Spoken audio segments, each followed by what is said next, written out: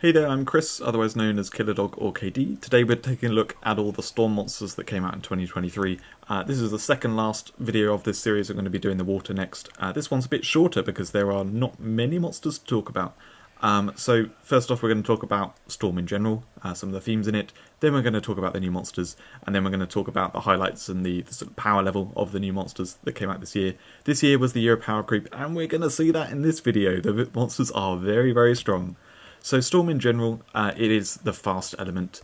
It's not particularly aggressive, but there's just a lot of fast and controlling monsters. That's what it really does well. There's a bunch of robots and birds and beasts in it. I think that's basically the main highlights from it. Yeah, like there's humanoids in every element, but I think it stands out a fair bit that there's some random birds and stuff in Storm, which kind of fits. You know, Storm, you think of storm clouds and stuff. Anyway, the new monsters, we've got 1 Mythic, 3 Legendaries and 2 Super Epics. Not very many, especially when you consider one of the Legendaries is the Legendary Starter, the Starter in its Legendary form. One of the Super Epics is the Virus Dragon, so, you know, in terms of actual monsters that it kind of uniquely got, there was 4. But anyway, that's it for that section. For the themes, Stun theme is just the very well-known theme in Storm. So many monsters do this. If you play Link Storm, there's a lot of stun.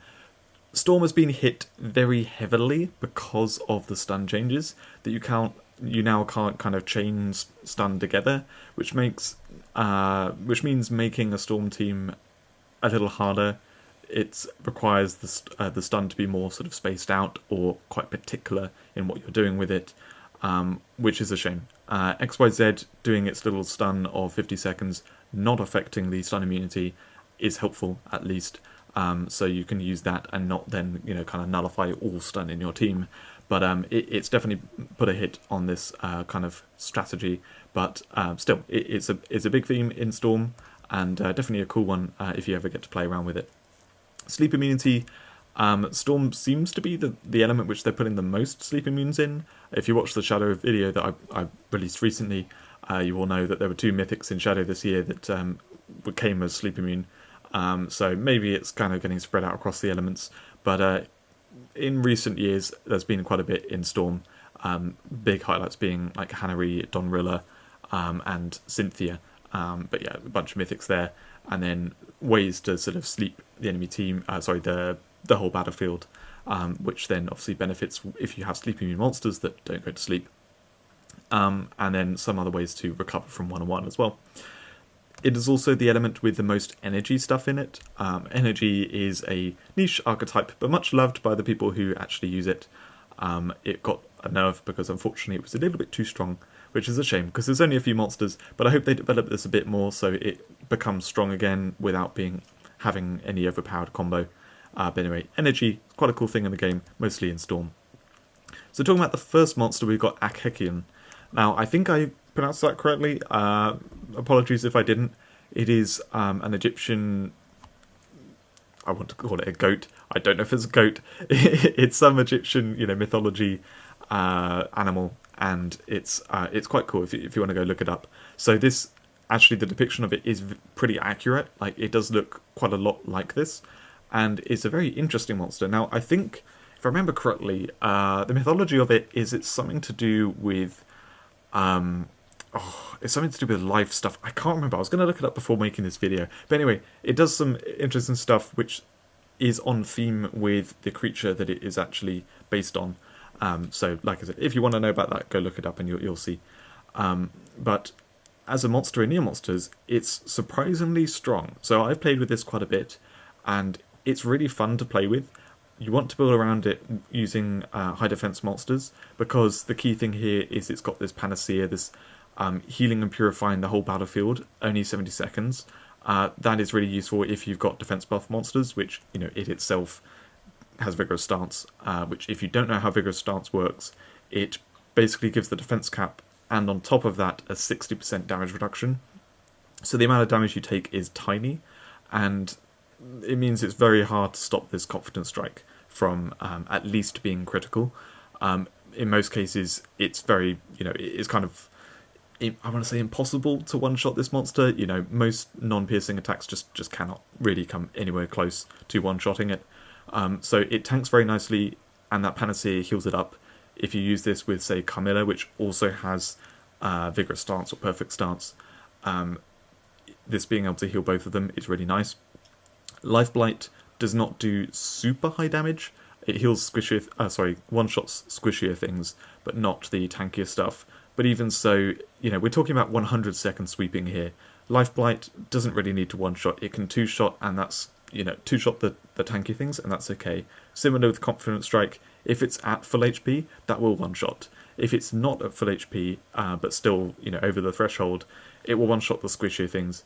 So it's just decent damage, and given how tanky it is, and how it supports whatever you're building up, playing around it, because you're most likely going to be playing it with other tanky monsters, that either this heals, or you have other healing, because, you've got those tanky monsters, you're planning to, have them tank and heal them, it tends to play really well. And, of course, after a couple of kills, you've got Bloodthirst, standard stuff, just fair enough, reasonable damage dealer, with some kind of synergy with tanky monsters. I wouldn't play this super far to the front in a team. For me, this is more like a back of the team type monster. That's where I've played it alongside Carmilla. Because if it doesn't manage to get its kills and it gets a bit stuck, it's not going to do super well. Life Blight can still be a damaging attack, but it's not really on the same level as what you expect from Legendaries and Mythics. So this is fine as a late game monster that does some good stuff back there. The other super epic is the Virus Dragon, which I talked about in the fire video, so if you want to hear about that, go check it out there. And then we've got the first legendary, Doom-Goo. Now, this monster is so strong. I did not realise quite how powerful this was when it came out. I actually hatched quite a bit in that egg and didn't get it, and I've tried to hatch Doom-Goo since then because I think it's really, really good. We'll be talking about it in a video fairly soon, where I talk about the top 10 mythics legendaries in the game, because I think it ranks in the top 10. And what makes this so crazily strong is how high speed it is. With this speed and a whole ground, it is so hard to actually kill off. It's also got poison immunity, so that whole ground works more effectively than it might otherwise do in some cases. It's really hard to kill off before it gets a turn. And then when it gets a turn, it only takes 30 seconds, which when it's +9 is 25 seconds to shield itself, and that sets up a 60-second piercing move that can hit around protectors. And when it does that, 25 seconds, it puts a shield on itself. So you then got to get through the shield and the whole ground. So you then got to hit it twice in 25 seconds before it actually gets a single kill. So basically, you have to go through so much effort to just stop it getting a single kill. And if you don't try and do, the effort to take it out, it will get a lot more than one kill. This will just be a win condition. This will absolutely decimate your team. And people were playing this alongside Stunlock, which this is probably what killed Stunlock. What made them actually be okay, we've got to remove Stunlock from the game, because Doom-Goo just wins. It absolutely wins if you do it after a Stunlock. Previously, people were using Crescendo monsters, so you'd Stunlock and then you'd be attacking with the Crescendo monsters. You'd charge them up, and they'd be a fast sweeping monster. Doom-Goo, though, doesn't need time. It just needs a tiny little window for it to, get a turn, Desperate Shield, and then it can start doing Spear of Despair over and over and over. As for the other moves, they don't matter too much, apart from the fact of if you do have any time to do the cloning moves, those are really strong. Those clones come in 1 HP, they can be killed off quite easily, but again, they are a massive threat, because if you don't kill them, then you will lose to them. So, they're only 70 seconds, 100 seconds to create those. That's not too bad. And when they get a turn again, they can shield themselves. So at least then they take 2 hits to take out. This is just a crazily strong monster that I hope they do something about it, like lowering its speed. Because I think this is kind of problematic with how strong it is. It's exceptional. If you haven't played with it or played against it, you will be amazed when you actually see it in practice properly, and I'd highly recommend hatching for it and playing with it in both PvE and PvP. It's a very, very good monster. Brilliant if you can put it behind any protectors, because that makes it harder to kill. And like I said, all it needs is like a little window of time, and then it becomes a win condition. So anything that can help with that, protectors, stun or control the enemy team a little bit, and it will win the game for you. The next legendary is a less exciting monster, but exciting for the fact of like it's the start of getting a legendary form. So this is not exceptional, but I do think this is quite good. The moveset doesn't really change at all from the super epic form, which is quite disappointing for a lot of people. This was the favourite super epic form of the bunch, so people were really hoping that the legendary would be cool. And the thing is, though, the moveset was good already, so unfortunately that's why it hasn't changed massively. The passive that it got is quite good. Basically you're going to face Mythics quite a lot, so having piercing on it when that happens means will hopefully be on most of the time. And when you've got piercing on Time Strike, Protector Krilla, Blood Crave, like those are 70 or 100 second one-shot moves, like that's good, it does the job. You can stun bolts, Time Strike, and then you get kills with Blood Crave. If there's a protector, you Protector Killer it. It's simple moveset, but it works, it just does the job. The secret skill is not very useful. I wouldn't actually have that on it, because it's not really worth 3 extra cost. But it's a monster that kind of does the job, and it's pretty good. There's not much more to say about it. If you play with a super epic, you'll know how it plays. And when you slap piercing on it, it means it's actually just more effective in these days, because the super epic form was nowhere near strong enough, did not do a high enough damage, so they just were like, well, let's give it piercing, and it will be work nowadays. The final legendary is Trimagus. So this came at the anniversary. It hasn't been out as long as the others, but I'm releasing this video many months later, so I've played with it for quite a while. I do know it quite well. But I knew immediately this is one of the best legendaries in the game. This is so powerful. They put so much on this monster. I'm kind of amazed. And this is where I think that a lot of people will disrespect stunning entrance, and think like, oh, it's not that great. But here is where it plays super well, because stunning entrance is one of those things that if it lands and actually stuns things, it gives you a window to do moves with your monsters. It can mean that something like the entering monster, this Trimagus, will get a turn far more easily than it otherwise would. So that 65% speed is pretty decent anyway, but it will like very easily get that turn and do some good stuff before it then the enemies have a chance to get it off. So stunning entrance on this I think is very good. I think also most teams are better if they have 1 or 2 stunning entrance like effects to kind of turn the tide a bit in a battle. And when you've got stunning entrance coming in, you can remove their stun protection to have it land far more reliably than if you're just like, well, stunning entrance randomly comes in, like, yeah, sure, they'll have stun protection and it won't do much. But you can make it far more effective is what I'm trying to say. So I think the stunning entrance is actually a very big highlight of this monster, and this is the kind of stunning entrance monster I definitely want in a team. So it counters protectors perfectly with Guard and Execute. Stun Converter means that it's a very good sweeper once it gets going. If they had a stun absorber when it entered, that it stunned, Time Strike double, gets a couple of kills very nicely. Karma Chain is the big thing though. Karma Chain is so powerful. Removing kills from some enemies can really disable them. There are a bunch of monsters in the game which have some easy-ish way to charge a blood move, but only one time. And so if you remove kills from it, then it can get stuck without the blood move and without the easy way to charge a blood move, or get any kills basically. So they can turn them into dead weight. So Karma Chain can turn something into dead weight, and otherwise it's basically a guaranteed kill on that monster, because as soon as they get a kill, you just ignore them basically, and then as soon as they do something actually useful of killing one of your monsters, they die, and it negates their revenge as well. So you can use this to take out anything with nasty revenge effects, disable anything that it can disable nicely, get guaranteed kills on tanky monsters, including PvE, where they're like super buffed and that kind of thing. This is an exceptional monster for Ultimate Challenge, because stunning entrance, not many people run stun protection in Ultimate Challenge, so stunning entrance will land, then you can kill things with revenges, which is very common in in Ultimate Challenge, with Karma Chain. and it's a guaranteed kill, negates revenge. So Karma Chain, super powerful. The kill also counts for Trimagus, which is how it gets to charge its Bloodshed. Bloodshed, if you don't know, it does really good damage after 2 kills. So even though it requires 3 kills, you can kind of kill things after you've got 2 kills with it. So between Karma Chain, Guardian Execute, Time Strike Double, you can get kills very easily to then do bloodshedding. And throughout all of that, you've got Stun Converter. So does good stuff when it enters, counters a bunch of things, is a reliable sweeper, and it just plays super well. Like, this is just a really, really powerful monster. I haven't talked about the secret skill at all. This is a really, really good way for charging Time Strike Double.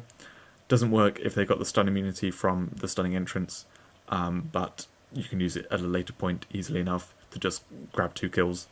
It makes Trimagus a very reliable sweeper, where otherwise it could get stuck with just Karma Chain for the short term or whatever, where you can't impact the battle as it currently is. You can only kill them kind of in the long term or something like that. But Swift Stun Pulse allows you to just be like, oh, okay, actually I'll stun that thing and then kill 2 of them without any window for them to stop that from happening. So yeah, really, really powerful legendary. Definitely one of the best from this year. Then we've got the Mythic Prixis. This is one of the best Mythics from this year as well. Lots of people have been asking for this to get nerfed in various ways. I want it nerfed in some ways because, well, I'll talk about it in a second, but basically this is a high-speed monster that isn't that squishy. It's got surprisingly high defense given what its moveset is. Normally they would make this kind of monster be squishy. And then it just really reliably gets kills. So Sonic Break, piercing kills something in 130 seconds. It's got that little window, but you can just skip with it. And then if they skip back, you Sonic Break. If there's something fast, you can Sonic Break it. So this counters things that are a little bit slower than 85% speed. One of the really annoying ones for me is 1-on-1 is often about 80% speed. So this counters 1-on-1 in PvP in the front line nicely. And to be clear, this is specifically a PvP monster. It's specifically for the front line. That's where it works really well.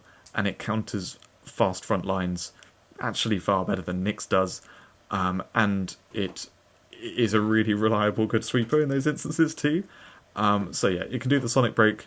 It's got Slipstream, which you can't use immediately, but becomes a 100-second sweeping move in the long run. That either you use Slipstream or Sonic Break or Bloodthirst. Like, you can just very easily get kills with those, and they're all relatively efficient.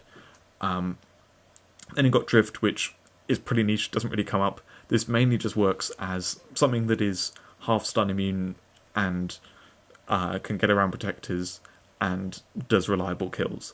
So when I saw it, I thought like, okay, this is clearly strong. Like, on 85% speed, we don't normally see something this reliably aggressive. But the more I've seen it in practice, the more I've been like, actually, this is just really powerful. Like, for any generic team, this is one of the best sweeping options. It outclasses a bunch of Mythics for their sweeping potential. And it means things like, Suikenshi and Satami, other ones which have been known to be top Mythic sweepers for a very long time. This is just better. Like, this does the job, and this is like set the bar for like, okay, really powerful generic Mythic sweeper. This is what you need to be. This is what, shows off what they can do. The bit that I don't like about Prixis, that I hope that they change, is I don't like that they can skip with Sonic Break, because the way it plays in the front line is that if there's something high speed, you can Sonic Break it. If there isn't something high speed, it's meant to be awkward where you can't use Slipstream or Drift, because those are restricted at the beginning of the battle. They changed it. I think this actually might be an old screenshot where it says 50 seconds. I think it's now 100 seconds from the start of the battle that you can't use those. So you're forced to kind of skip and use Sonic Break. The thing is, though, in practice, you skip behind one enemy. If that one enemy cannot deal with Prixis, then so what? Prixis can still Sonic Break anything it likes. Because if they are slow, it's then likely that they're all kind of packed together in those next few seconds. Because, there just is a smaller window of time of speed for those monsters if they're all slow monsters. So Prixis basically gets to Sonic Break anything it likes from the beginning of the match. I hope I explained that clearly enough, but that's how it kind of plays in practice, is it can just Sonic Break anything it wants, rather than it actually being a restriction to, okay, it can only Sonic Break something that's fast, and then if there isn't something like that, then it can't do much at the beginning, which is how the moveset reads. You think that it would play that way, but in practice you just skip behind that thing and then kill the next monsters, and they can't really do much about it because there isn't, they don't have, they only have like one monster to do something about it before you can celebrate the next thing, and then like another one monster to do something about Prixis before you kill the next thing. So Prixis enables a lot of very fast and powerful front lines, and it's what people have an issue with in recent times. They sometimes blame it on other monsters, but ultimately Prixis is kind of the thing that is the piece that kind of allows all those things to happen. And as soon as there's another piece that is strong, which I'll get to that in the next video, in the water video, then it becomes really, really problematic and powerful. I think if Prixis couldn't skip when it has the fast focus, that is when it's like actually the fastest monster and when it becomes the problem of the skipping, if it couldn't skip turn, that would balance it and it wouldn't be any problem anymore and it would still be able to work as the design it's meant to do. But anyway, that's me, and that's enough talking about Prixis. So the highlights from this year, they're the three monsters that we're talking about near the end, other than Galva Bishaman. The Legendaries and the Mythic were just super, super good. Doomguza win condition, Trimagus is a versatile stun, and Prixis is just like a top end, one of the best PvP sweepers there is for generic teams. Storm did very well this year. Talking about the strength of them, you can see across the board, like, they're just high. Like, those Legendaries and Mythics are high. Prixis, obviously, PvE, it's not built for PvE, it's a PvP monster, so it's a little bit lower there. Galpa Shaman, you can't expect it to be a super top monster because it is one of the starter monsters. But those Legendaries and the Prixis in PvP, absolute top, like one of the best, some of the best monsters in the game. So they're also quite versatile in what they do, or are interesting. I really like what Storm got this year. There just weren't very many monsters, which is how it's kind of been for Storm recently. But anyway, I think I actually managed to pad out this video quite a while. I think at the beginning I said it's not going to be very long, but actually I talked for quite a while on those monsters. Anyway, that's it for Storm. Hope you enjoyed the video, and I'll see you in the next one.